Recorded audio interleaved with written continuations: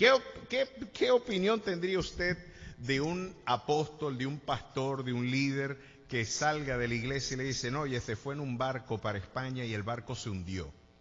Y estuvo un día y medio, estuvo en alta mar flotando en un pedazo de mueble. Pues la respuesta de los evangélicos convencionalmente es la siguiente: no oró el hermano para salir a España. Y otra respuesta es la siguiente: no estaba en la voluntad de Dios que fuera para España.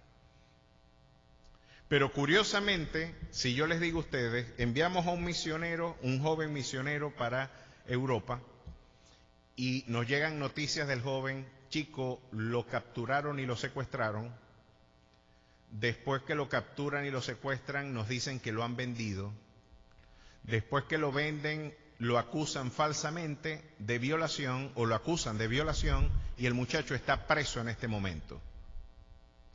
¿Qué dice la iglesia? ¿Cuál es la respuesta, la alternativa que la iglesia da o la interpretación que la iglesia tiene frente al quebranto del joven que partió para Europa como misionero? Lo que primero dice la iglesia, y no me van a echar cuentos porque yo me he criado con los evangélicos, muchos de los evangélicos y muchos del sentido común religioso contemporáneo dice lo siguiente: no oró, no estaba en la voluntad de Dios que se fuera. Pero ¿saben de quién yo les estoy hablando? Les estoy hablando de José, que fue capturado por sus hermanos, secuestrado, después fue vendido, después que fue vendido fue incriminado injustamente de una falsa agresión sexual, y después de que fue acusado de esa falsa agresión sexual, de una presunta violación, lo meten preso en Egipto. Pero saben que además de ser José el protagonista que encubiertamente yo he empleado como ilustración de este principio, lo curioso es que el Salmo 116 nos enseña que fue Dios el que envió a José. Y ahora la dificultad que tiene Pablo continúa diciéndonos, cuando nos habla de sus circunstancias: 3 veces he sido azotado con vara, 1 vez apedreado, 3 veces he padecido naufragio, 1 noche y 1 día he estado como náufrago en alta mar, en caminos muchas veces, en peligros de río, peligros de ladrones, peligros de los de mi nación, peligros de los gentiles, peligros en la ciudad, peligros en el desierto, peligros en el mar, peligros entre falsos hermanos, en trabajo y fatiga, en muchos desvelos, en hambre y sed, en muchos ayunos, en frío y en desnudez, además de otras cosas, lo que sobre mí se agolpa cada día, la preocupación por todas las iglesias. ¿Quién enferme y yo no enfermo? ¿A quién se le hace tropezar y yo no me indigno? Si es necesario gloriarme, me gloriaré en lo que es mi debilidad. Ahora Pablo nos está diciendo todas estas circunstancias que ustedes observan en mi vida y que les preocupan, que les hacen pensar, ¿será que Dios lo está respaldando? ¿No era más fácil que en lugar de hundirle el barco a Pablo, llegara sano y salvo a la costa? ¿Por qué Dios toma rumbos tan contradictorios a veces? ¿Por qué Dios parece contradecir algunas de sus promesas cuando nos permite transitar por el valle donde la muerte nos hace sombra? ¿Por qué Dios permite estas realidades? Es la pregunta que usted hoy podría estarse haciendo. Venezuela quizás ha sido uno de los países menos afectados por estas contingencias, gracias a Dios.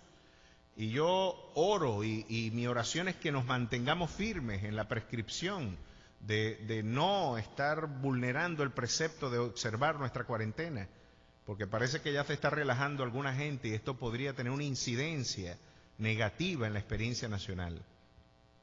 Venezuela quizás no ha vivido el rigor que hoy se vive en Italia, donde ya está absolutamente colapsado el sistema de salud, donde más de 14 médicos hace 5 días, ya el informe debe ir mucho más adelantado, habían perdido la vida por causa de esta pandemia. Y en España ya también se ha superado la capacidad del Estado para brindar una respuesta ante la necesidad social de la nación. Pero hoy teníamos como buena pregunta: ¿dónde está Dios cuando se sufre? Cuando las circunstancias del dolor nos afrontan, parece que nuestra fe se ve debilitada, parece que nuestra fe se ve afectada. ¿Por qué suceden estas cosas? Esta era la misma pregunta que tenía el salmista Asaf frente a la injusticia social. Justo eres tú, oh Jehová, para que yo dispute contigo, decía Jeremías en el capítulo 12. Sin embargo, alegaré mi causa ante ti, porque tienen bien los que se portan deslealmente, y al justo, permítame esta paráfrasis, no nos hemos despertado y ya nos están cayendo a palo. Era la misma pregunta que se hacía Habacuc en el prólogo de su libro: ¿hasta cuándo clamaré y tú no escucharás? O la del salmista en el capítulo 22, Dios mío, ¿por qué me has desamparado? Dios mío, clamo de día y no respondes, y de noche y no hay para mí reposo, pero tú eres santo. Romanos 8:28 viene a dar una respuesta a esta crisis. Romanos 8:28 viene a poner en perspectiva cuál es el lugar que el sufrimiento y nuestros quebrantos tienen dentro del propósito eternal de nuestro Dios. Observen cómo nos lo recordaba, en este caso, Santiago. Una vez más, volvemos a esta preciosa epístola en donde Santiago nos viene a recordar el lugar que las circunstancias de dolor tienen dentro de nuestro crecimiento en la fe. Hermanos míos, tened por sumo gozo cuando os halléis en diversas pruebas, sabiendo que la prueba de vuestra fe produce paciencia, mas tenga la paciencia su obra completa, para que seáis perfectos y cabales, sin que os falte cosa alguna. Esto es Santiago capítulo 1, verso 2 al 4. Así que, según Santiago, debemos encontrarnos en sumo gozo cuando se encuentren y nos encontremos en diversas pruebas, porque esta prueba produce paciencia. Y la paciencia, ¿verdad?, cumpla su obra completa para que seáis perfectos y cabales sin que os falte cosa alguna. Otra realidad nos la brinda el mismo apóstol Pablo cuando escribía a la iglesia de los Corintios.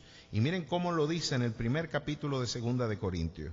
Y aquí Pablo parece que estaba ahora hablando de sus mismas circunstancias, porque de la manera que abundan en nosotros, capítulo 1, verso 5, porque de la manera que abundan en nosotros las aflicciones de Cristo, así abundan también por el mismo Cristo nuestra consolación.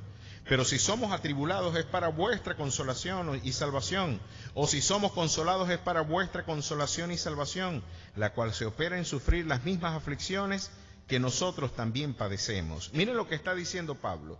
Vamos a sufrir las mismas aflicciones que padecemos. ¿Para qué? Y nuestra esperanza respecto de vosotros es firme, pues sabemos que así como sois compañeros en las aflicciones, también lo sois en la consolación. Porque, hermanos, no queremos que ignoréis acerca de nuestra tribulación que nos sobrevino en Asia, pues fuimos abrumados sobremanera, más allá de nuestras fuerzas, de tal modo que aún perdimos la esperanza de conservar la vida. Pero tuvimos en nosotros mismos sentencia de muerte, para que no confiásemos en nosotros mismos, sino en Dios que resucita a los muertos, el cual nos libró y nos libra, y en quien esperamos que aún nos librará de tan gran muerte, cooperando también vosotros a favor nuestro con la oración, para que por muchas personas sean dadas gracias a favor nuestro por el don concedido a nosotros por medio de muchos.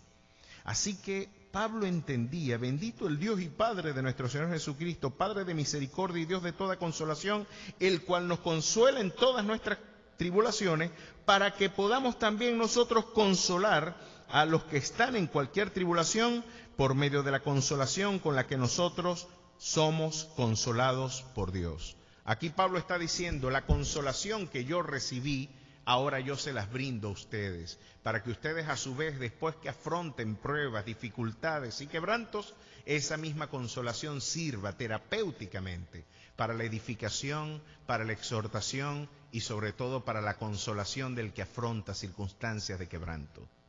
Hoy el mundo, sin duda alguna, necesita escuchar que necesita girar, nuestra realidad global necesita girar rumbo al arrepentimiento. Estamos ante un mundo que marcha de espalda, en contrapelo al precepto divino.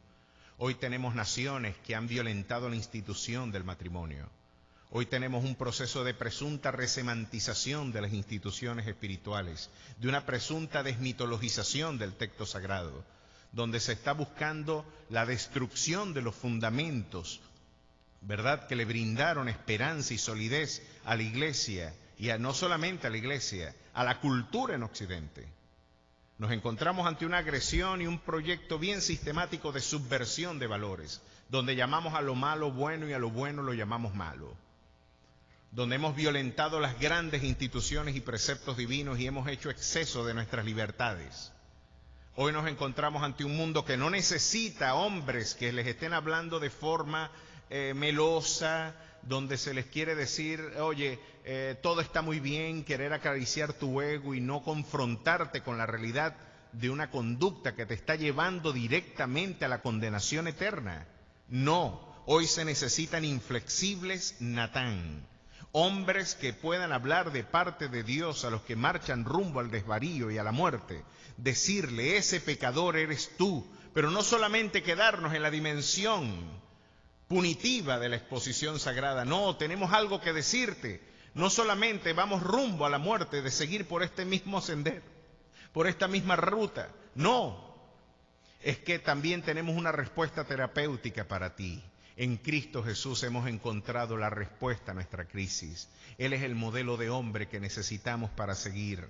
Él es la auténtica respuesta frente a nuestras realidades, frente a nuestras angustias, frente a nuestra necesidad de sentido, de rumbo, de redención. Él es la respuesta integral de tus necesidades terrenales y celestiales. Él es la respuesta plena e integral del hombre ante la historia.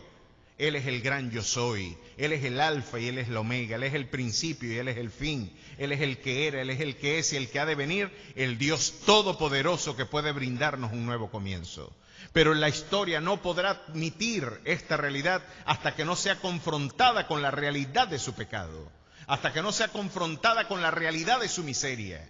No entenderás que necesitas médico hasta que no descubras que estás enfermo. No podremos ver el resplandor de las estrellas hasta que la noche oscura no llegue en nuestras vidas.